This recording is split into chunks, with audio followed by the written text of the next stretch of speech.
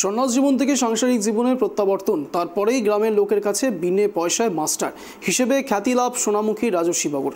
দেখুন।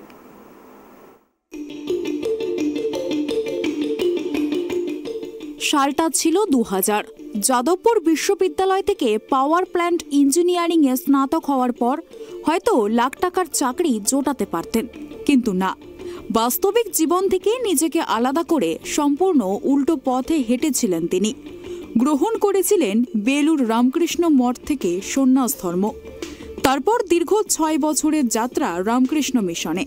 হ্যাঁ, ইনি হলেন রাজর্ষি চৌধুরী, বাঁকুড়া জেলার সোনামুখী ব্লকের বন্দলহাটি গ্রামের বাসিন্দা।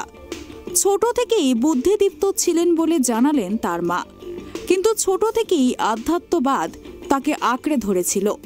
শুধু নিজের মধ্যে আধ্যাত্মবাদ এমনটা নয়, পড়াশোনার ফাঁকে ফাঁকে বন্ধুদের মধ্যে ভাগ করে নিতেন বিভিন্ন আধ্যাত্মবোধের চিন্তা ভাবনা। যাদবপুর বিশ্ববিদ্যালয়ের মতো একটা প্রতিষ্ঠান থেকে ইঞ্জিনিয়ারিং ডিগ্রি অর্জন করার পর রঙিন জীবনকে ত্যাগ করা কি মুখের কথা? বোধ হয় না। স্বাচ্ছন্দ্যের জীবনকে পরিত্যাগ করে আধ্যাত্মবাদে ব্রতী হয়ে দীর্ঘ কয়েক বছরের যাত্রা রামকৃষ্ণ মিশনের সন্ন্যাসী হিসাবে। কিন্তু একসময়ের গভীর শারীরিক ব্যাধি তাকে ফিরে আসতে বাধ্য করে সাংসারিক জীবনে। সন্ন্যাস থেকে সাংসারিক জীবনে প্রত্যাবর্তন বোধহয় খুবই বিরল ঘটনা আমাদের সমাজে। কিন্তু এখানেই থেমে থাকেননি রাজর্ষিবাবু। সংসার জীবনে প্রত্যাবর্তিত হয়ে নিজেকে গ্রামের লোকের কাছে প্রতিষ্ঠা করেছেন বিনা পয়সার মাস্টার হিসাবে। গ্রামের নতুন প্রজন্মের ছেলেদের কাছে তিনি খুব প্রিয় মানুষ হয়ে উঠেছেন, কারণ অবিরত বিজ্ঞান বিভাগের শিক্ষা দিয়েই চলেছেন, একেবারে বিনা পয়সাতে। স্যার আমাদেরকে যথেষ্ট ভালোভাবে পড়ায় এবং স্যার আমাদের পড়ানোর বিনিময়ে কোনো মূল্য নেন। স্যার যথেষ্ট ভালোভাবে পড়াই এবং আমরা পড়ার চেষ্টা করি। কতটা ভালো লাগে তোমাদের? স্যার যেভাবে পড়ায় সেভাবে আমাকে অনেকই ভালো লাগে। জীবনে যতদিন পড়বো ততদিন স্যারের কাছে পড়াশোনা চালিয়ে যাওয়ার চেষ্টা করবো। আচ্ছা, তোমার নাম? রাজর্ষিবাবু জানান, বিনা পয়সায় শিক্ষাদানের পরিবর্তে ছাত্রছাত্রীদের যে ভালোবাসা তিনি পান তাতেই তিনি খুশি। 1996-এ জয়েন্ট এন্ট্রান্সে 781 র্যাঙ্ক করি। র্যাঙ্ক করবার পরে আমি যাদবপুর ইউনিভার্সিটিতে পাওয়ার প্ল্যান্ট ইঞ্জিনিয়ারিং পড়ার চান্স পাই। সেখানে 2000 সালে আমি পাস আউট হই যাদবপুর ইউনিভার্সিটির সেকেন্ড ক্যাম্পাস সল্টলেকে। ইতিমধ্যেই আমি ঠাকুরমা স্বামীজির বিভিন্ন বইগুলি পড়ি, কথামৃত, স্বামী বিবেকানন্দের বাণী ও রচনা। সেই পড়ার পরে আমি নিজের জীবনে যখন সেই জ্ঞানের আলোকে আমার নিজের জীবনকে পরিচালিত করতে সমর্থ হব কি হব না, বা ওই পথে কি আছে সেটি দেখবার জন্যে আমি কিন্তু তখন গেলেই আমার বন্ধুদের মতো ভালো ভালো মাল্টিন্যাশনাল কোম্পানি যেগুলো ছিল হতো, কিন্তু আমি তখন ঠাকুরকে ভালোবেসে বেলুর মঠে জয়েন করেছিলাম। তখন ভাইস প্রেসিডেন্ট মহারাজ ছিলেন শ্রীমৎ স্বামী আত্মস্থানন্দজি মহারাজ এবং প্রেসিডেন্ট ছিলেন শ্রীমৎ স্বামী রঘুনাথানন্দজি মহারাজ।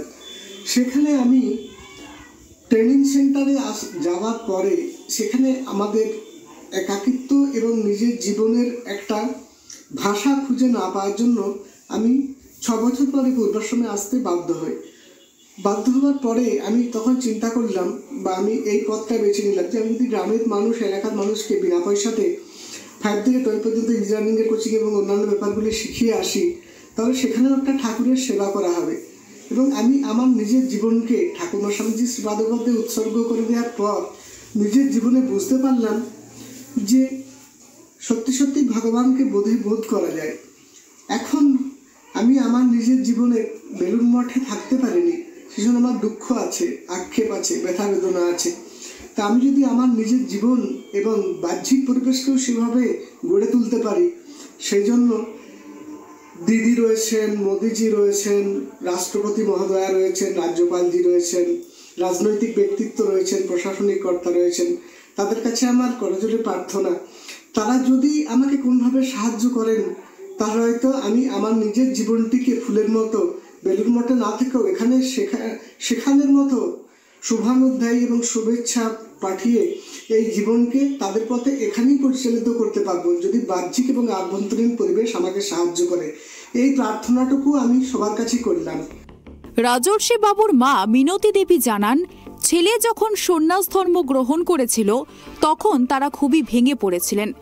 এখন তাদের ছেলে পারিবারিক জীবনে ফিরে এসে নিজের মতো করে ছেলেদের পড়িয়ে ভালো আছে, তাতেই তারা খুশি। আমরা প্রথমে খুবই ভেঙে পড়েছিলাম যখন বেলুন মঠে গেছিল একটা ছেলে, তো তারপরে সাধু সন্ন্যাসীদের সাথে মেলামেশা করার পরে আমাদেরও মানসিকতাটা একটু আধ্যাত্মিকতায় এগিয়ে গেছিল ছেলের মতোই। তো আমরা বারবার গেছি, সে 4-5 বছর ছিল বেলুন মঠে। তবে আমরা হয়তো যেতাম বলেই ওর হয়তো ডিস্টার্ব হয়েছে। তারপরে পরবর্তী পর্যায়ে ওর একটু শরীর খারাপ হয়, সেই জন্যও ফিরে এসছে বা আমরা নিয়ে এসেছি। এখন ও বাচ্চাদেরকে পড়ায়, মানে 2 থেকে 12 অবধি পড়ায়। খুবই শিক্ষিত ছেলে আমার। যাদবপুর ইউনিভার্সিটিতে 483 র্যাঙ্ক করা ছেলে তখনকার দিনে। 1401 যে র্যাঙ্ক করেছে সে আর পড়তে সুযোগ পায় না। সেই সময়ে আমার ছেলে 484 র্যাঙ্ক করা ছেলে। কিন্তু আমাদেরও ভাগ্যের পরিহাসে বা ছেলের পরিহাসে ওই রাস্তায় গিয়েছে, কিন্তু কিছু পাক না পাক সে আধ্যাত্মিকতা অর্জন করেছে বা আমরা এমনিতেই শান্তিতে আছি। আপনারা কি ছেলেকে নিয়ে খুশি? হ্যাঁ, আমরা খুবই খুশি। এখন প্রথমে হয়তো খুবই ভেঙে পড়েছিলাম। পূর্ণ সন্ন্যাস জীবন ত্যাগ করেছেন তো কি, এ যেন এক অন্য সন্ন্যাসের গল্প ধরা পড়ল ক্যামেরায়। এভাবেই চলছে বন্দলহাটি গ্রামের রাজর্ষি বাবুর জীবন, চলছে তার বিনা পয়সার পাঠশালা। সোনামুখী থেকে সঞ্জীব মল্লিকের রিপোর্ট, ট্রাইব টিভি।